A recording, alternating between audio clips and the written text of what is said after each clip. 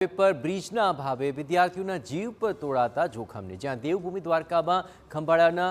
હર્ષદપુર ગામે વિદ્યાર્થીઓ મુશ્કેલીમાં મુકાયા છે કારણ કે બ્રિજનો અભાવ નવી વાડી અને વીએચ હાઈસ્કૂલના અંદાજે 1000 જેટલા ભૂલકાઓ જીવના જોખમે હાઈવે પસાર કરવા માટે મજબૂર બન્યા છે। મહત્વપૂર્ણ છે કે બાળકોને શાળાએ જવા માટે નેશનલ હાઈવે ક્રોસ કરવો પડે છે ત્યારે જીવના જોખમે શાળાએ જતા બાળકોને જોઈને તેમના વાલીઓને પણ સતત પોતાના વહાસોની સુરક્ષા અંગે ડર સતાવતો રહે છે।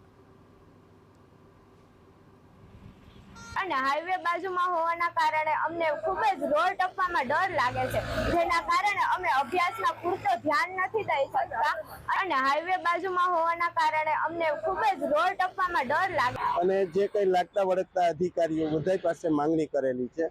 के अहींया अमने कां तो अंडरब्रिज आपो, कां एक डिवाइडर मूको, कां ओवरब्रिज आपो अने कांई नहीं तो पोलीसनुं बेरीगेट आपो के जेथी करीने थोडुंक वाहन धीमું પડે।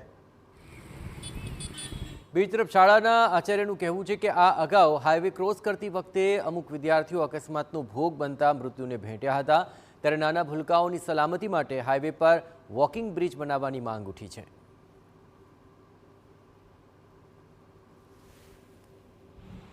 બાળકો છે એમ તમામ 1000 જેટલા સ્ટુડન્ટ અહીં અભ્યાસ કરે છે